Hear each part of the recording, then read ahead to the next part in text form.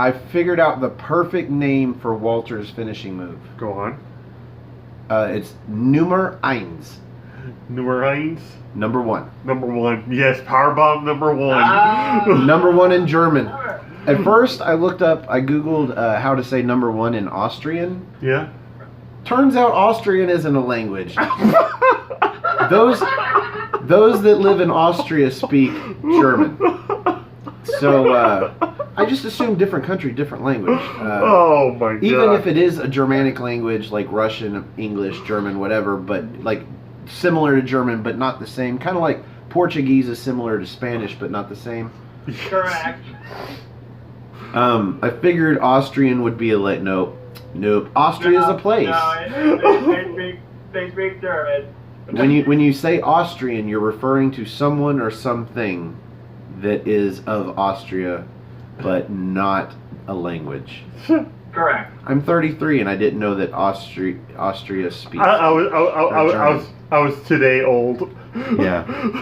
Well, this was actually yesterday or the day before. Like it was a couple of days ago. I looked this up, but yeah, Nummer Eins. Nummer eins. Number one. Next time I see Walter pull out, I'll be like, Nummer Eins! Support! No DQ! Welcome everybody to the NXT party. I'm your host, the Rated R reviewer, Stefan Osborne, joined as always by the General Jerry Slaughter. Good evening, wrestling fans. Tonight we are joined by the holiday Chris Mace. How are you doing, Chris? Doing good, y'all. And we are also with the Cleaver, Colin Andrew. How are you doing, Colin? Good. What's up, everybody? Glad you're feeling better, man. We missed you. Yeah. Oh, I know, dude. Yeah, it hit me like a ton of bricks, man. It's this lovely Northeast Ohio weather we have going on. It's bipolar as shit. Oh, we got hit by, like, briefly yesterday, it seems, because my sinuses were all acting all up, and you had, like, the massive headache from hell, so... Yeah, everybody gets weather. Spring's a bitch. Yeah, everybody gets weather. I mean, unless you either live at the extreme poles or you live, like, basically, you know, the equator, somewhere that warm, or Australia. Yeah. Everybody gets weather, so. But... Or if you live in Florida and you get winter for a week at a time, then it's spring for like a month, then winter for a week like I do. Every year there's cities around the map that experience snow when they never have before. Everybody gets weather.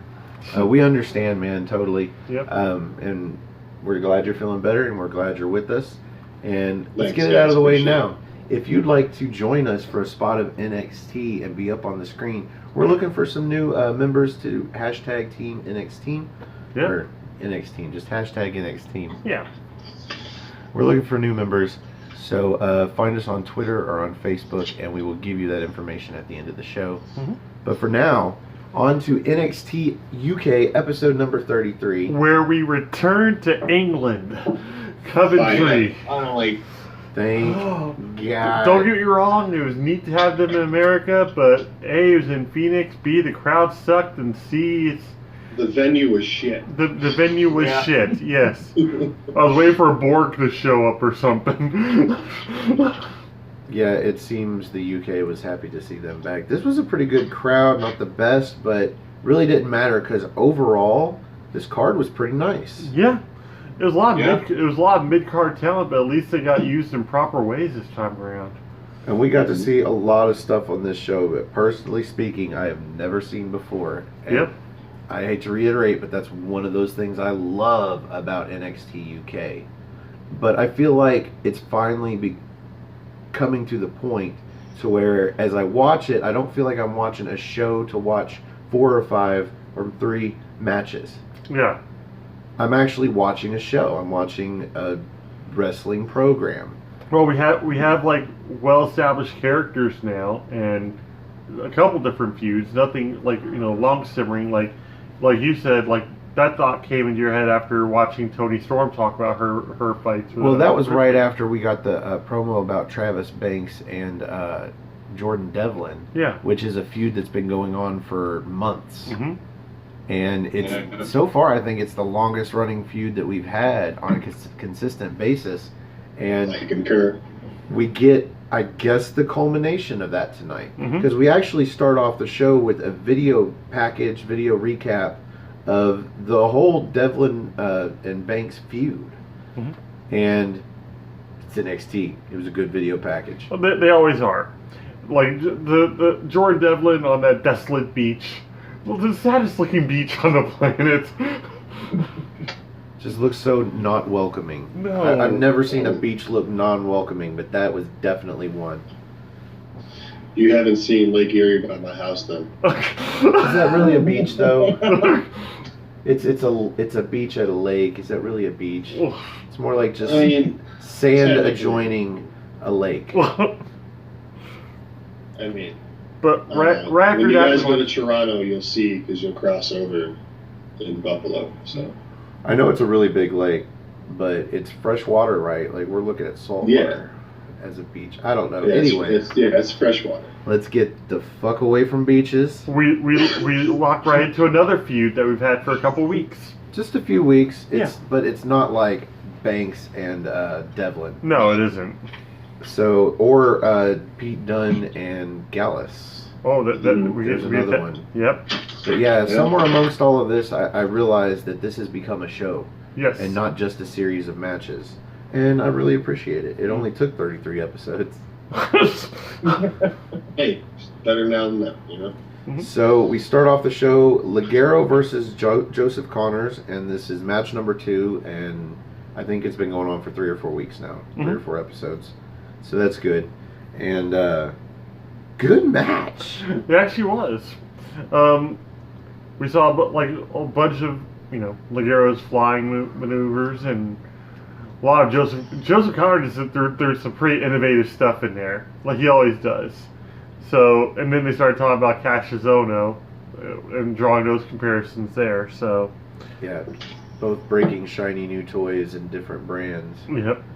And you suggest them hooking up on the UK brand and joining forces to break new toys. Mm-hmm.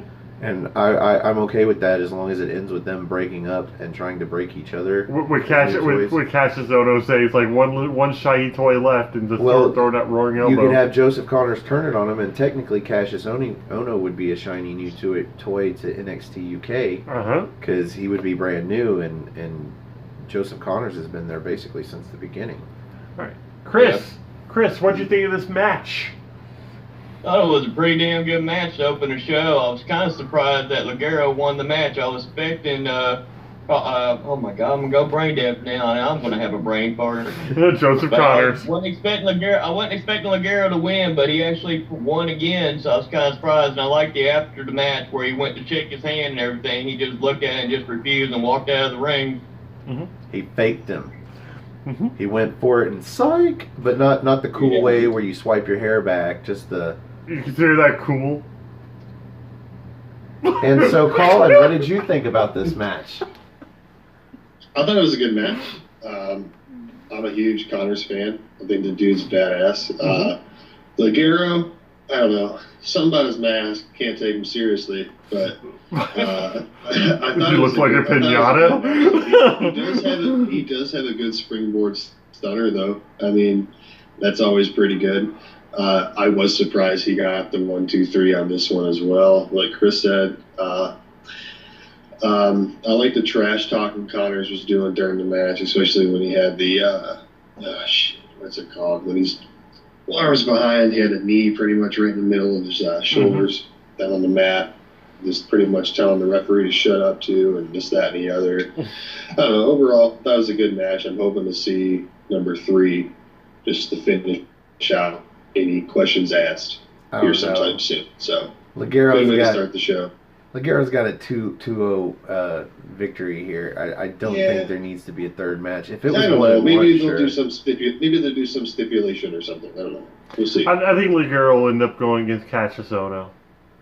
Maybe, yeah. No. We need like just long-term feuds. Because in that silver, he's definitely shiny. Oh man, A shiny new package. No more about the package. So, Jerry, what about you? What did you think about this match? I thought it was a great opening match for the card, and it was like pretty much I had already labeled this like show to be March mid-card madness because we have Travis Banks and Devlin who are solidly like mid-card at this point, and we knew we were getting Joseph Connors and Ligero as well. So I'm like, what other mid-card talent are we going to get in this one? But the match itself was actually very pleasant. Actually, the crowd was actually a lot feeling a lot more than you would for any other crowd. So I enjoyed it. I thought it was a good match. And there's just one move that like you and I kept on going back to because we kept on trying to have to name it. So. So my spot notes here. I started off with what Colin mentioned. I called it a slingboard stunner. Slingboard stunner. Because it's not really a springboard. It's not really a slingshot. Slingboard. A slingboard stunner for a near fall. Trademark. Then Connors had to kind of, I guess, show him up a little. He does a slingshot DDT, so we see Johnny Gargano's finisher. Yep. Near fall. So Connors, the move that Jerry was talking about that we couldn't name, he gets Ligero with a belly-to-back suplex. But mid-suplex, he turns around and turns it into a sit-out face-buster. Just so cool looking. Never seen it before. And to start off a show with a move that I've never seen before, you know it's going to get some extra stars later. Weirdly enough, I was thinking about it more, and like, as much as like, you know, Don't Look Down's a cool move, I think that should be the name of that move is Don't Look Down. So the pinfall here is something I've probably never seen before either, because we had a tough time naming this. It wasn't just your run-of-the-mill fruit roll-up, because Ligero rolls through into what he almost puts on a crossface, but then almost turns it into a Rings of Saturn, but then rolls through that, and it's like a crucifix or a Mahi straw cradle. But he uses his body, his abdomen, instead of wrapping the arm up in his legs, in a crucifix type pin. Really innovative. Yeah. He gets the 1, 2, 3. I think he needed to do that though to throw Joseph Connors off his game. There was no way to kick out of that. No, that was amazing looking. I was dizzy just watching it. You can only imagine how Joseph Connors was.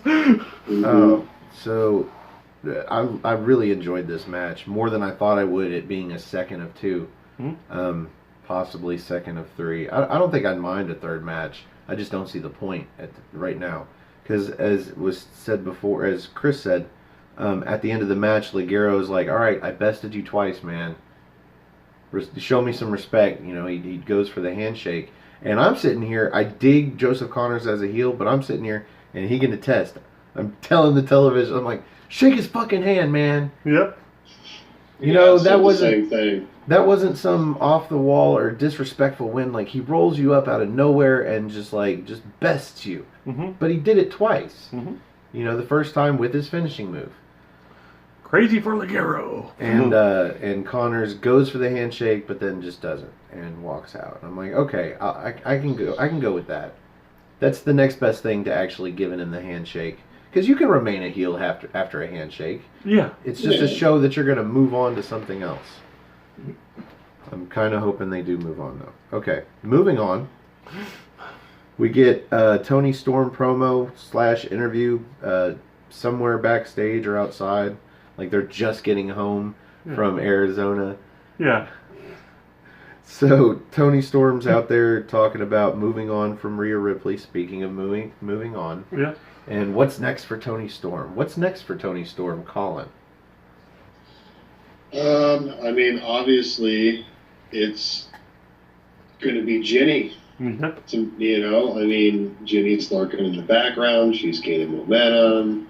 Like, it's obviously her. That's been my pick. I said that, 2 episodes ago when I was on, I think. So, we've been aware of Jenny getting built up for this for probably 2 months now. Since her promos started, what are you talking about? This was back when Rhea was champ, and it's like, okay, well, Rhea's got to drop it to a babyface in order for Jenny to actually get the title shot. But in the meantime, they're going to build her up very strong. That was a sad moment when we actually both came to that conclusion. It's like, oh, Jenny's awesome. But now Rhea Ripley's going to have to lose the belt eventually. Eventually is not the word. It was rather soon. Yes. But it's okay. That leaves her free to get called up to the main roster. I think she'll probably be the first person out of NXT UK to get called up to the main roster. So, Chris, do you think it's going to be Jenny first, or do you think Toni Storm's going to do another maybe like television defense before another takeover? I think it's going to be Jenny. Like I said, she's done with Rhea Ripley, so it's got to be Jenny at this point. They've been building her up, so I agree with Colin on that one now. I think it's going to be Jenny. Is it just me? Like, I'm guessing it's probably just me because you kind of shrugged it off. But didn't Toni Storm sound kind of heelish in her promo? Like pretty much, she sounded like it's like, well, Rhea Ripley. It's like Rhea Ripley doesn't have her belt anymore. It's like I'm moving on to better things and show that I'm number one. I'm like, you sound like fucking Zach Gibson. Like, good luck, everybody. She's like, good luck, everybody. Yep. So, if you hate Toni Storm, shoes off. So yeah, Jenny's lurking in the background, and it's perfect visual storytelling because she just got done saying what's next for Toni Storm. Yep. And then there lurks. It's out. Just materializes out of nowhere, and it's really cool. I'm like, let that be Jenny, let that be Jenny, let that be Jenny. It's Jenny. Just rolling her bag behind her, and you don't hear the wheels. So. No. The wheels weren't turning. So up next we have a promo from No. we get a video package. Yep, for Mike Hitchman and Jay Melrose, the newly signed Jay Melrose. So Wild Boar and the Primate. And the feast begins in 2 weeks. Yep. Did either one of you guys see the previous match where they were a tag team together?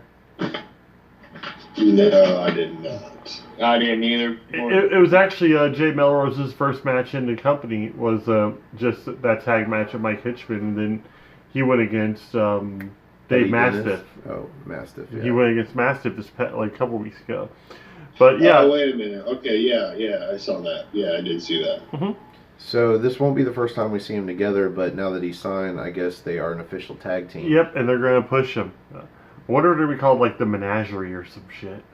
I wonder if they're going to be heels or faces. It seems like Hitchman's I'm going face. heels. I think they've got enough heel teams. I think they're going to try maybe like start selling the mask and whatnot for kids and whatnot. At the Those booths. are some ugly masks. Exactly, Yeah, but kids lead them up. Just that Wild Boar get up. Like, Maybe- Yeah. I shouldn't say this, but maybe in Britain it's an upgrade. They have some weird clothes. I meant the face masks, but never mind. Oh! Coming in hot. It was just a joke. I thought it would be hilarious. Probably wasn't. I'm going to get a lot of hate, but that's okay. Feel free to leave comments below. After that was the Gallus promo. We've got all three members of Gallus somewhere backstage. They're lit very well. Like they look badass. Yeah, they're lit to look badass. And somebody got a haircut. I don't know. I think because of the way that the lighting was hitting him, I think his hair was just pulled up. It looked like he was all spiked up and like weird looking. So I didn't know if Wolfgang got a haircut or not. Yeah, I think it looks like Wolfgang got a haircut. Wolfie, as Joe calls him. So this is them just saying that they feel disrespected by Walter and Pete Dunne. And Mark Andrew and... Well, they faced them and beat them. Yeah. So that was the reference there. Oh, that was just him saying like we beat these two. Now we're after easy. They learned that this is our kingdom. Blah blah blah. What did you think about this promo, Chris? I thought it was a damn good promo. It sets up what's coming up next week, which is going to be really interesting. See how Walter and Pete Dunne work together. See if they can even coexist. What about you, Colin? I'm happy with it. I like Alex. Who doesn't? I mean, their theme's badass. Their looks great. I mean, brother teams always seem to work great together. But the promo was great. I like the fact that they're like, they better pretty much basically they need to watch out because they're on the menu. It's their kingdom.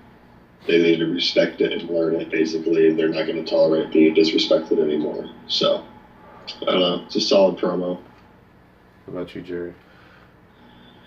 Gallus has always been like menacing, seriously, from the get go. They've been proven to be a dominant force and everything, but now like with this like really cool lighting and like the fact that it's almost like Joseph you have Joe Coffey in the middle there, and you have these two that are almost like almost like hellhounds. Dude, I almost forget how short they are. Yeah, and he anytime he actually like just needs confirmation of what he's saying is correct, he just turns to one of them, and they're automatically right in his ear. It's like it's like what you're saying is absolutely true. Yeah, Joe's part of the tag team now, but he is definitely still the leader of Gallus. Mm-hmm. There's no doubt about that. So, as Chris said, this is leading to a tag match.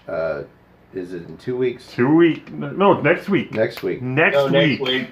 So we'll talk about that more later, because up next we actually get Radzi attempting to interview Walter, asking him about this promo where Gallus says they were disrespected by him. And, of course, what are they going to get from Walter? Fucking nothing. Radzi also he pissed himself, dude. He's like he's just looking down the entire time, like. Yeah, Walter's just staring a hole through him, and he looks ashamed for even asking him a question. That's presence right there. That's almost like back in the day when you tried to ask the Undertaker a question, he would just kind of stare at you. That was it right there. Mm-hmm. Colin, what kind of vibes are you getting from Walter? Oh man, like a heat-seeking missile vibe, you know. He's gonna lock on you and just chop the piss out of you. Like I don't know, I'm getting a lot of good vibes. I don't know, like I feel he's gonna be a heel.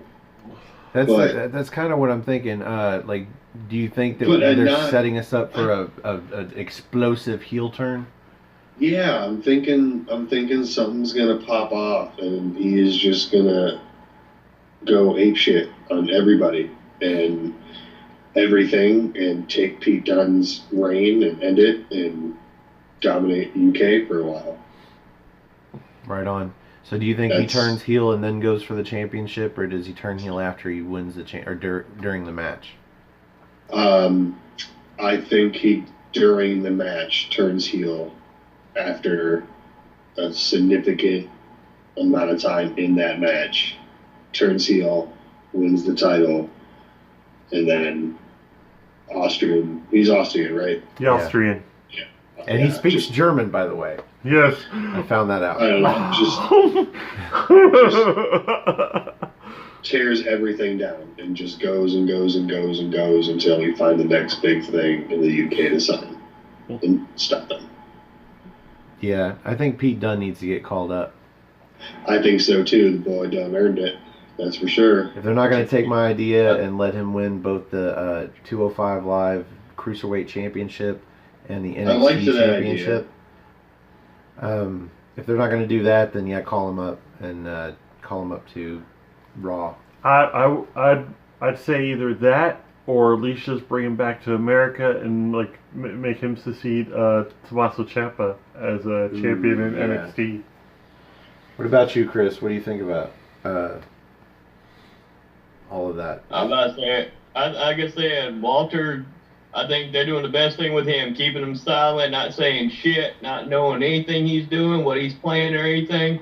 They're building him up real good and real strong right now, the way they're doing with his character right now. But I could see him easily turning on Pete Dunne after what Pete Dunne promo was, when he was talking about he could do it by himself. I could see him just trying to take over the match for the most part. Then he finally has no choice but to tag Walter in, and he starts working on the Coffey brothers, and then he ends up turning on Pete Dunne and whooping his ass and leaving him there high and dry. Sounds like a plan.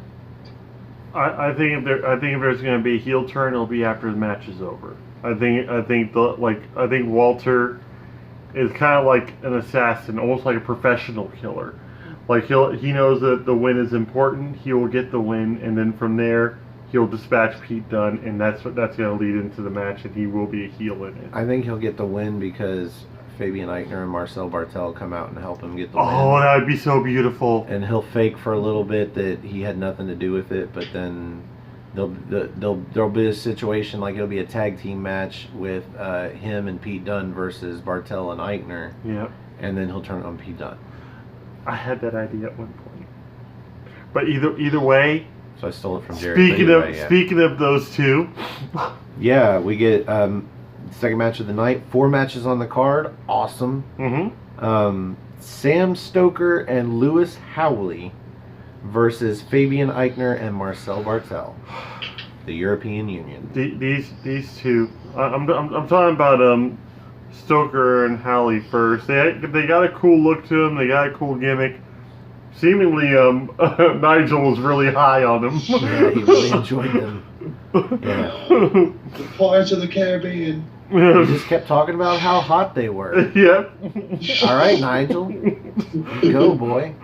So, like I was like, who do you put these two against? The Eichner and Bartel's music comes on, and we're like, oh hell yeah. And basically, we were trying to figure out if these two were going to be baby faces or heels.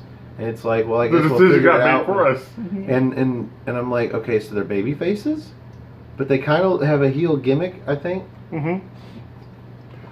Colin, what'd you think about the match? I loved it. Honestly, I mean, the European Union pretty much dominated the whole. It was a squash. It was but it was a beautiful. long, entertaining squash. Yes. It was amazing. I mean, the leather pants boys got a couple shots off, but besides that, it was just a squash, and I loved it. And that whole, oh god, was he like the lawn dart suplex? Yes. Like, it's nice seeing that 2 days in a row. It's. Yep. I like this team. I'm hoping. I can't wait to see them go for the NXT UK tag titles. Not only are they really good superstars separately, but they have melded and meshed together so well, mm-hmm. and they have developed a move set so that quickly too makes them look like they've been a team for a long time, and they really haven't. No, not at all. Holiday, your thoughts? I thought it was a damn good squash match. They just beat the shit out of him. I do like their finish where it looks like they're setting up for the power bomb, and then he hits that reverse elbow down onto him. And I was like, damn, that looked like it would kill somebody. Yeah, it's an uppercut. It's a European uppercut off the top rope, right? Through a last ride. Yeah, into a last ride by Eichner. Just damn. I've got several spots on this, but Jerry, your thoughts first. Dude, we've been high on Eichner since he first debuted in NXT UK. So it's one of these things where it's like him added with Bartel. It's just been beautiful. Like their first match even together, they just gelled, and from there it's just like they've just been more and more expanding their moveset and like that whole basement dropkick thing. Like they kept on like fine tuning it to the point where now they're getting drop kicks on both sides, and it looks vicious. And and I love hearing Bartel scream 9, which I think I heard like 4 times in that match. Oh, some very significant spots. That double chop, like across the throat. So yeah, we called this team basically when Marcel Bartel debuted. Yeah. We were like, oh, so this is who they're going to put with Eichner. Yeah. But we didn't expect this. And I don't know if they've tagged together before, but they look like they have tagged together before. No, like pretty much, Bartel was just hanging out doing his thing with Walter and Timothy Thatcher in over in England. So Eichner is still kind of new to the fold. So, but yeah, down to just the moves that they do together, like you said, that they fine tune, because it went from just somebody being hung up in the ropes and then a baseball drop kick by Bartel. Yeah. And which were sketchy. Some of them looked good, some of them didn't. Usually it was because of the camera angle, mm-hmm. one way or the other, to where Fabian Eichner was holding them there so that he could get a better drop kick in. without like kicking them into oblivion. Yeah. And then now we've got it fine-tuned to where they drop kick from 2 angles, so you're not really scrutinizing either angle, because it just looks sick and it sounds sick because somebody's slapping their thigh. Yep. And it's just great, and it's probably still going to evolve, I think. Mm-hmm. Just based on this team, everything is going to evolve. Well, they took one of the most, two of the simplest moves you could probably put together and just make them look vicious every time. That spine buster and that soccer kick from Bartel. Yeah, so we get all of their greatest hits. Yes. And then with the catch from the Eichner catches Lewis from, they're running off the ropes, and he catches him in midair and gets him into a power slam. And this is going to pay off later. Thank God he showed that he was into doing power slams. Yes. We had the spine buster to Stoker that was followed up by the soccer kick. That's getting more fluid, except I think Bartel had to pause on the ropes. He paused that time because I think he came off the wrong ropes. Yeah. So, oh well. And then a double basement drop kick. That was great as always. And then the lawn dart into the deadlift catch for the suplex. Problem was he caught him and fell back a little bit and dropped him down to his chest. And from here, Eichner could not push him back up for the suplex. Well, instead, had to turn it into a power slam. Still looked great. Mm-hmm. If you hadn't seen them do that move before, you would assume.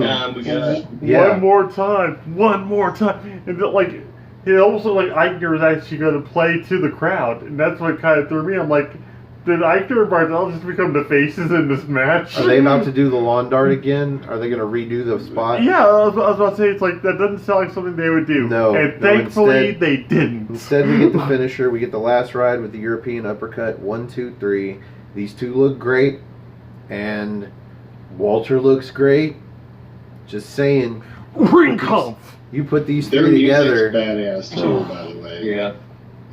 Yeah, and the fact that they come out together to the same music, they are a team. Matching tights, matching jackets. Yeah.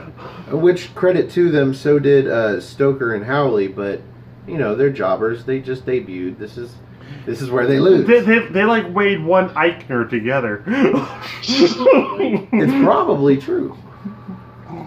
Although he was in the Cruiserweight Classic, so at one point he has weighed less than 205, or at least close enough to pretend. Yeah. Much like I think they do with the current champion. Buddy Murphy. Yeah, there you go. Thanks to your memory. So up next we get a video promo for the Nina Samuels show, and she is going to have a match next. Of course, when they say that, they don't really mean that. But it is really brief. We get a video package for Kaylee Ray here. Yeah. Any words about, well, let's save Nina Samuels for the match. Any words about Kaylee Ray, Colin? I'm just excited to see her show up.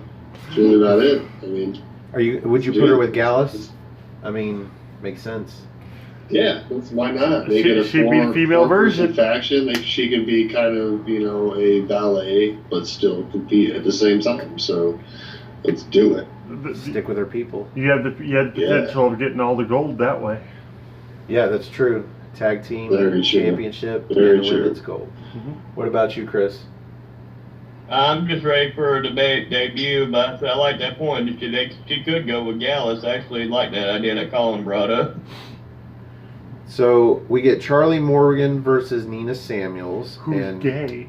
Not Nina Samuels, Charlie Morgan. Charlie Morgan. But they can't say she's gay. They have to say she's a proud member of the LGBTQ community. Euphemisms. I was about to say, I was a proud member of Yabba for the longest time growing up. I'm not a professional bowler. No DQ Galaxy, you're already on YouTube. When this video is over, Google George Carlin on euphemisms. This has turned the word gay into the euphemism. Proud member, and you got to say proud. Proud member of the LGBTQ community. And I'm not making fun. My dad was gay. Just saying. I'm a It's like they supporter, focused on that more Jesus. than they actually did the match. She's gay. She's a lesbian. Say something. Don't turn it into 20 syllables and then you bury the fact that she's just gay. That's all it is. Oh. There's nothing wrong with it. But It's personally speaking, I thought that was hilarious. I love Nina Samuels though. I think she's doing terrific. I think they finally found something that's actually working for her versus losing every match that she was in for the longest time. And but she's got a hell of a repertoire to her. She's like a lot more like mat based stuff, but then also like a couple power moves here and there. She kind of reminds me of like a Bianca Belair in that sense. So. What did you think about Charlie Morgan, the proud member of the LGBTQ community, Chris?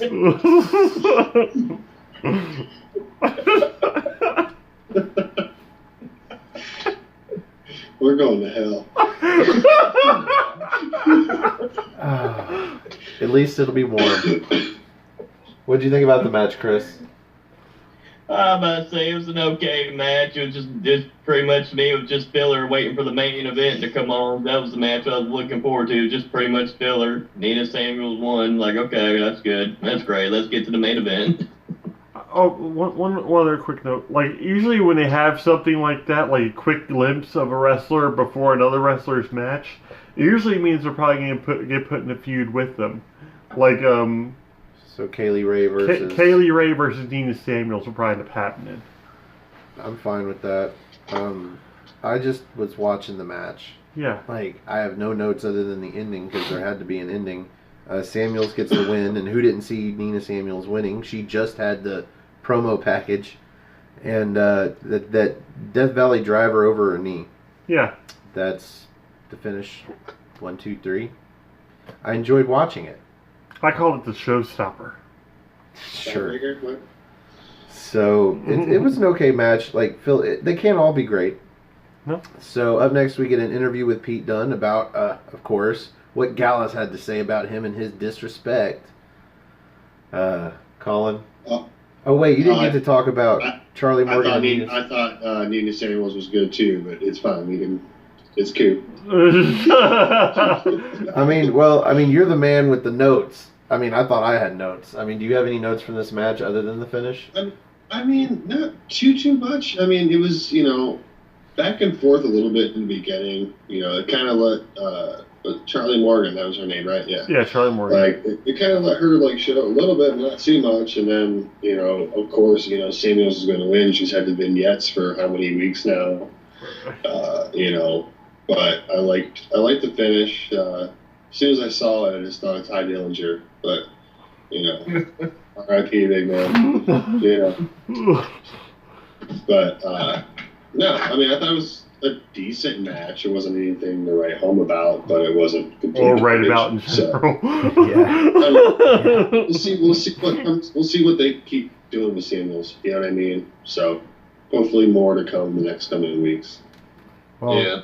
there was something to write about. I've got 2 lines. I've got the names of the wrestlers and the finish of the match. Had to make mention. Yeah. So didn't want to offend anyone. About Pete Dunne and Gallus. What'd you think about that, Colin? I mean, I've liked anything that they've done so far, so I'm just excited to see shit hit the fan. Pretty much. It was awesome last time. It's going to be good this time. It was good back in indie days. It's kind of like a peanut butter and jelly. It's always good. So, why not? And Chris. It just gets me excited for the match next week of Coffee Brothers versus Pete Dunne and Walter. Like I said, I just want to see when Walter will turn, whether it's going to be after that match or during the match or whenever, but I just expect he's going to turn next week. He's going to beat the shit out of Pete Dunne and go after that title. Yeah, after this interview with Pete Dunne, we get an announcement of a Johnny Saint tweet, and this is where it becomes official that next week we're going to get that tag match. Jerry, who do you see winning?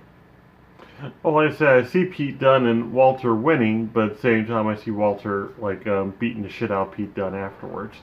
Or possibly Eichner and Bartel coming out there and doing it for him. Who knows?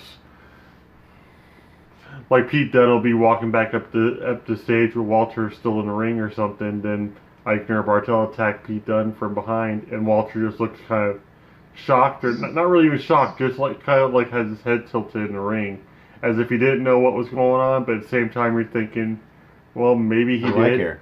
What do I care? Yeah. Yeah. Like he does the Pete Dunne shrug as Pete Dunne gets beat down. How fucked up would that be?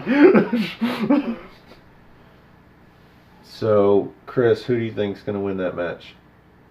I think I'm going to go the opposite. I think the Coffee Brothers are going to win. I think what's going to happen is Pete Dunne's going to try to wrestle a match by himself for the most part, so he absolutely has no choice. Hashtagging Walter, he'll do something for a few minutes and just turn around and just start beating the shit out of Pete Dunne and just leave the match. That's what I'm thinking is going to happen. That's what I'm going to go with for next week. It might be a long shot, but that's what I'm going with. What about you, Colin? Seeing Walter and Pete Dunne picking up the victory, I'm seeing conflict, but I'm not seeing any hands thrown yet.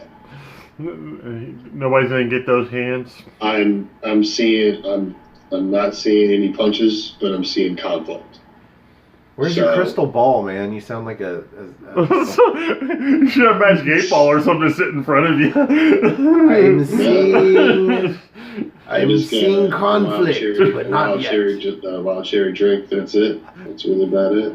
Brought to you by Fanta. Fanta, right? Fanta. The cleaver, the fortune teller. Yep. Colin Andrew. Right. Cutting to the chase. Get because he's a cleaver. So we have not even heard rumors about a second NXT UK takeover. No. And if you're going to have Walter versus Pete Dunne, you're going to do it at an NXT UK takeover. Yeah. So we're not pulling the cord on this feud just yet. No. So I think Pete Dunne and Walter win. I think they look like badass baby faces at the end of the show, and nothing happens yet. I think that's just how that's going to happen. It's going to leave us wanting to see the point where Walter starts going after Pete Dunne, because he's the fucking champion. Yeah. And everybody should be going after Pete Dunne. Why is he so surprised that people have a problem with him? He's carrying the gold. So after that, we have a major question to ask. What the fuck is Jeff Jarrett doing over there? Yeah, that's what I want to know. Maybe he was just visiting England. I don't know. Maybe does he have what kind of contract does he have now? Is it a Legends contract? Is it I don't know. He did a match in the ring, so it's not just. That's what I'm. Because he had that match with Elias. I'm thinking it's an ambassador thing, kind of like he's in the Royal Rumble, trying to work with some talent. Showing people the strut. I don't know. Doing karaoke bars with my baby tonight. Who knows? Everybody knows Jesse James saying that. Chris, song. what do you think Jeff Jarrett was doing there? I don't know what Jeff Jarrett was doing there. Hope to God he's not there to try to have a match in NXT UK. I'll be like, what the fuck? Why? I can see him try to bring some people over, possibly do a takeover there, kind of like.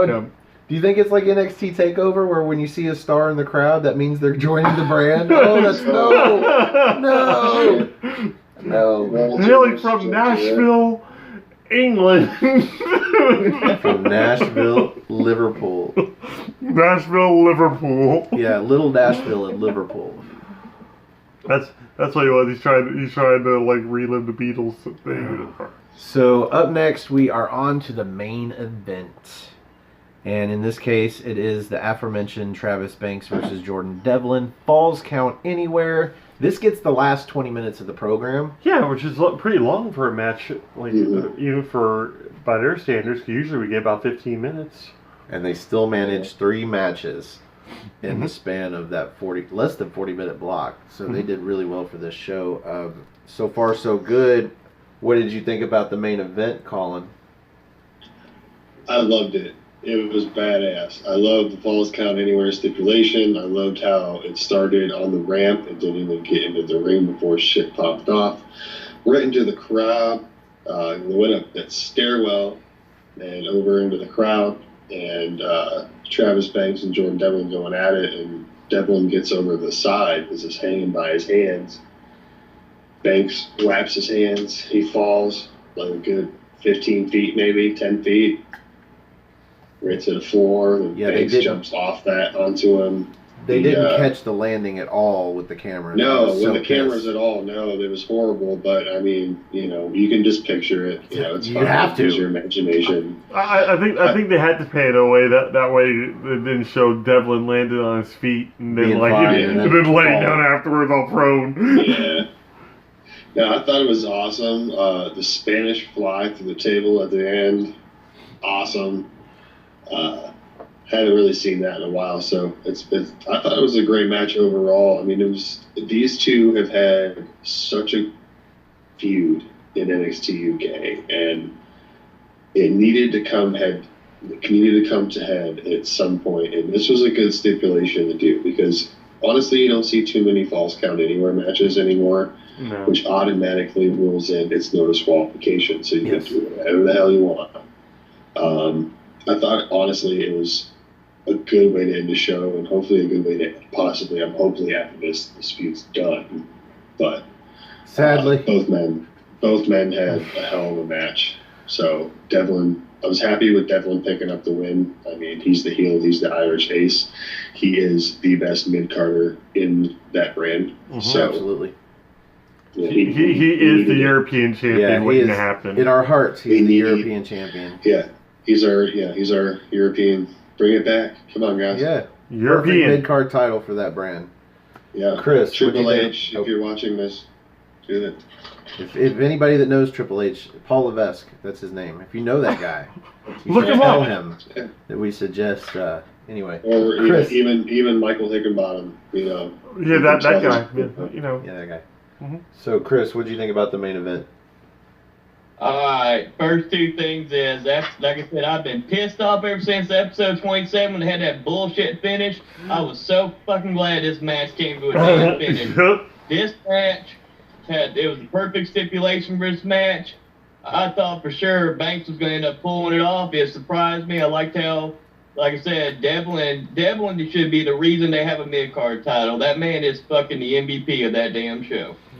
That man should have already been a mid-card champion. If they had the European title, he should have already been the European champion already. That man, that match was fucking badass. Everything about it, when they're fighting through the crowd, fighting in the ring, using psychology, using that steel chair to hit Banks in the shoulder, working on the shoulder. Banks getting his comeuppance when Devlin was trying to do the same thing to him. They injured him the first time, and actually Banks was able to do it to him. But just that Spanish fly through the table and that finish, that was fucking a badass finish.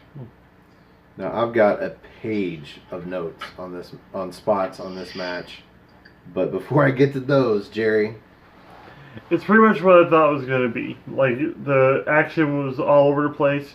You and I had the same frame of mind. This match ends in a ring. That is just bullshit. Like, it needs to end in the stands. It needs to end on the outside. Hell, it needed to end through the table. We actually thought Ireland's call through the table. But we got something so much better. So because Devlin had been trying to land this Spanish fly, and he did it at least twice and tried and failed. Mm-hmm. But I'll get to that. Yep. But otherwise, I thought the match was actually for what it needed to be to possibly end the feud and to keep things moving along and to just more or less end things, because I was even wondering if Travis Banks is even going to make it to the match since he's so injury prone. But so the match actually went off pretty well. So I start my notes at the beginning, actually, first time in a long time, because the match starts on the ramp. So this immediately hammers home this is Falls Count Anywhere, which means the match can start anywhere. Oh, and kudos to Drake for his ability to dive out of the ring to make the counts. I would say half or more of this match was done in the ring. Yeah, and that's why I said, and Jerry said, there was no way this should end in the ring. There's a reason it's Falls Count Anywhere. For God's sake, I know You're a new brand, NXT UK. I know this is your first Falls Count Anywhere, but for God's sake, don't have it end in the ring. Just pointless. So, my first actual spot is what Colin mentioned earlier when they climb up into the risers, and Devlin gets knocked over the rail, and he's dangling there and then drops because fucking Banks smushes his hands. Yeah. It was great. And then Banks jumps off of there, kind of a crossbody, more like I'm just going to jump on you, please catch me and don't let me die. Right. that's how it was. It was a Hail Mary. And he gets a near fall out of it, but you knew he wasn't going to get a pinfall because it's literally like the beginning of the match. They start off big, and then they bring it back to the ring and they slow it down. We had Banks do a super kick onto Devlin, who falls to the outside and then grabs a chair. So when Banks comes out for the tope suicida, he gets knocked with the chair. That was great.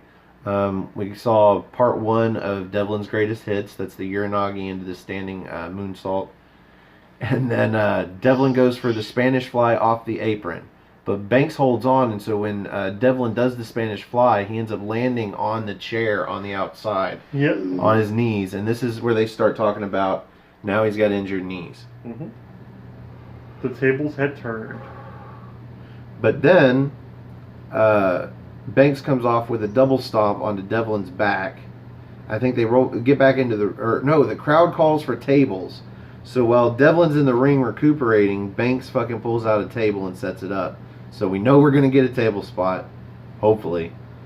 And then Banks drop kicks Devlin into the ref. And this is the turning point in the match. Mm-hmm. Of course, the ref is Drake, and it's like, oh, you can't take a bump, Drake? I was about to say, the dude needs to go through glass tables and barbed wire on a weekly basis. Yeah, he gets knocked into once, he's incapacitated for about 5 minutes. Yeah, because off of this, Banks flips Devlin out of the corner, like one of those flip backwards. And Devlin lands on his bad knees, and then as soon as he gets up, he catches a knee to his face into the Kiwi... Kiwi Crusher. Yeah, the Kiwi Crusher. But there's no ref to count the pinfall. And so the crowd, as good as they are... They count to 11. Yeah. And this distracts Banks. Devlin gets up, and when Banks goes to pick him up, he ends up eating a headbutt. Mm-hmm. This turns the match around. And Devlin hits a moonsault, gets a near fall. By this point, now Drake's to the point to where he can slide into the ring real quick. Count the near fall. So Devlin goes for a Spanish fly off the top rope. That gets countered, so we think we're going to get a Kiwi Crusher off the top rope. But no, that gets countered, and then it's just a superplex. But Devlin rolls through the superplex. Like he's going to hit another one, or maybe he's going to do a Seth Rollins and hit a Falcon Arrow. But this is where Banks counters that into a Kiwi Crusher. Again, near fall. Mm-hmm. The match is not over.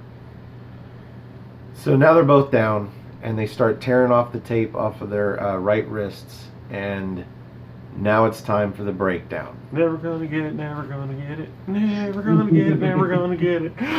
They both get up, and they go for kind of punches, kind of palm strikes, but at the same time, as hard as they can, and they both hit at the same time, and you can hear it echoing through the crowd, and they're both rocked. But then they shake it off, do it again as hard as they can. I mean, this is as hardcore as a breakdown gets. Mm-hmm. Devlin comes off the ropes, and he goes to do something to Banks, but Banks had dodged, went to the corner, comes off with a slice of heaven. But Devlin rolls outside, but even commentary is like, duh, it's a Falls Count Anywhere. You could roll outside and still get pinned. Mm-hmm. Right. I think he's just trying to generate a little bit of distance, if anything. Well, it works, because Banks comes up to him, and Devlin pulls his legs out from under him and goes for a pinfall outside. Uses the apron, throws his legs up on the apron. It's all legal. Ref goes for the pin, near fall. So Devlin runs into the steps. He's going for the chop block to try and duplicate what he did to Banks before, where he chop blocked his knee into the steps. Well, Banks gets out of the way, so he goes into the steps, and this is where Banks starts stomping on his leg, trying to duplicate what he did to him before to injure his leg. And he does the double stomp to the knee off of the steps, and then goes for the ankle lock on the outside. And then Devlin counters the ankle lock, rolls through, throws him into the barricade. See, I know this is long, but these are some good spots. And then they both get onto the apron, and this concludes the match because Devlin pushes Banks into the ring post. When he comes back, he gets him perfectly set up, Spanish fly through the table. 1, 2, 3. And that's my page's worth of notes. Let me take a breather, man. What a fucking match. Yeah. Like, wow. Great match. And around these parts, we rate the main event on a system based on spots of tea. Believe it or not, a British show that's about tea. So let's go with Chris first. Out of 5 spots of NXT, where do you rate this main event? I'm gonna give it 4.5 out of 5. So I was about to say that's reasonable. Yeah, for that, absolutely. Colin? 4.25. Still above a 4. Oh yeah. Still says great match. Jerry? You know me. I've wanted this feud to end. I'm not high on Travis Banks. Super high on Jordan Devlin, actually, and I think he should be doing better at this point. But for this match, for what needs to be done, for the spots, and for the killer Spanish fly at the end, I'm going to go 4.25 as well. Like, it actually got me... It took me a while to actually get invested, and now I actually got invested into that match, and that actually helped, especially with, like, how it's almost like comeuppance, because you had Jordan Devlin being injured almost in the same way as Travis Banks was. So there was like that almost not really irony to it, but just the feel of retribution. And even though Travis Banks lost the match, Jordan Devlin still came out looking strong, and both of them looked busted up at the end because the skin was broken, and yeah, that table did some damage. That table was very unforgiving. Kudos to you British people for your strong tables. It wasn't as bad as Hardcore Holly, but it was pretty bad. Oh, that gash was horrible. Oh God. Oh yeah. Him versus RVD. I remember that match. So, you know me. You're all about the story. I'm all about the story. Everybody out there knows. And this match was nothing but story. And it has probably the longest feud build story-wise of anything on NXT UK right now. And this is the culmination of that. This was a great match. It was a Falls Count Anywhere, first time ever, and they made use of that early on. They didn't even start some slow match. This match got off the ground really, really quickly. Yeah. And it just stayed there. I mean, they leveled off for a while when they got in the ring. There's that they had 20 intensity minutes. right at the beginning. So yeah. So based on all of that, great match, end of the feud, everything else, I would give this 4 3/4 spots of tea. Wow. But you also know that I am prone to an extra quarter spot for a great. I'm going to give this main event 5 spots of tea. Wow. Wow. I don't think it was perfect, but combine it with the great show and perfect score. 5 spots of tea. I'm about to say the setup for the next show or for the next 2 weeks is just superb at this point too. So, Colin, what do you have to plug, my friend? Follow me on Twitter. Follow me on Instagram at Colin26Andrew. Follow Aftermatch Wrestling on YouTube. I believe they are at 51 or 52 subscribers right now. 54! 53? 54? Yeah, Oh, man. 53 or this morning 54. It was like 51 or 52. I bet you by now Oh, it's hell yeah. 54. Yeah. But, Probably by the yeah, time they're watching this, it'll be close to 60.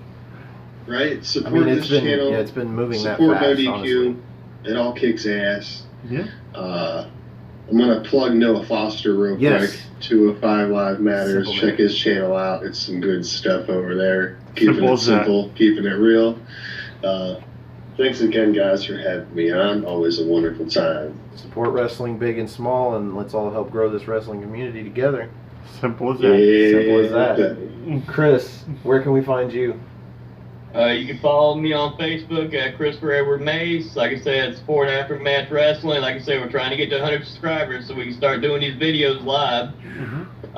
Support NoDQ.com. Support the Simple Man. Support Noah Foster at 205 Life Matters. There you go. Yep. Support No DQ. Go to nodq.com/shirts and buy a shirt.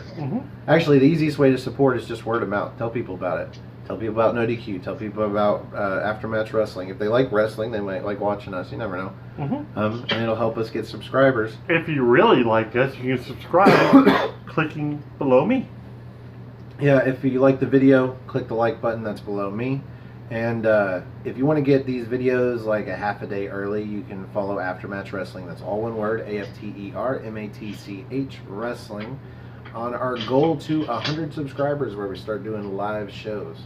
And we do have some exclusive content. After this show goes off the air, we're going to record some more of that. We keep on talking. Yeah, we just like to talk about wrestling. We do. And it's all rated R, it's all restricted. Don't let your kids watch because we drop a lot of fuck bombs. Drop a whole lot of fuck bombs. I'm just saying. Earmuffs. Especially when Earmuffs. Noah's on and he's pissed. Wow. He puts me to shame.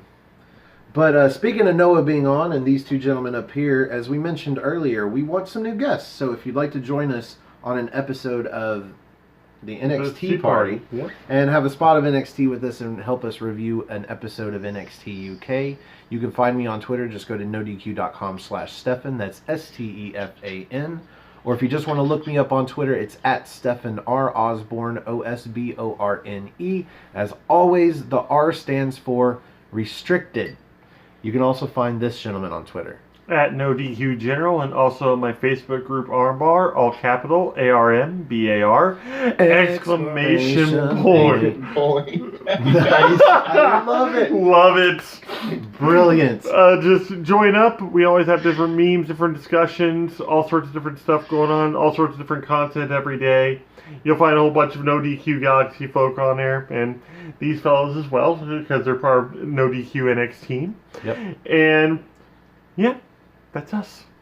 So like, share, subscribe, and that little bell over there underneath Jerry's left knee, that's going to let you know when these videos go live. So if you're on Aftermatch Wrestling and you're watching this video, click that bell because our videos go live at really weird times. So if your phone doesn't let you know, probably your homepage won't. If you don't have Twitter or Facebook, just leave a comment below if you want to be part of the show, or if you have any questions for us, we can go ahead and take care of those for you.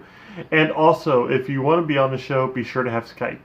Skype is very, very important. Yep. Other than that, all you need is an email or something. Just leave a comment down below and let us know where we can get a hold of you if you don't have Facebook or Twitter. That's okay. That's how we got Chris up here. Good old-fashioned email, baby. So, for the holiday, Chris Mace. For the Cleaver, Colin Andrew. For the General, Jerry Slaughter. I am the Wizard of No DQ, Stefan Osborne.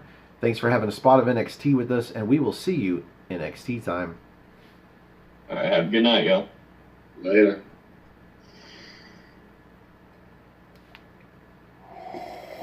Support No DQ.